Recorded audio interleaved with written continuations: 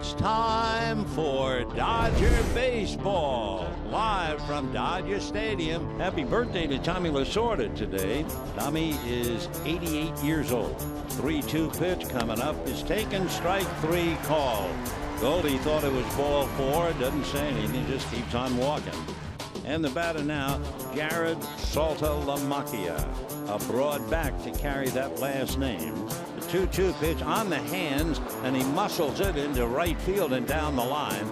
Tomas making a turn. He's going to go for two. Oh, what an arrow is thrown by Van Slyke, and he's run down by Seager. What a throw by Scott Van Slyke. You could hang a week's laundry on it. Now there is a lucky man with son and daughter. Hit him right on the left thigh. The life of the catcher. As we mentioned earlier last night and tonight, Arizona can hit. There is no doubt about the fact they can score a bunch of runs. And a long fly ball into deep left center field. This one is in the bleachers. 3 more runs come in, and you have seen this ball game go right down the drain.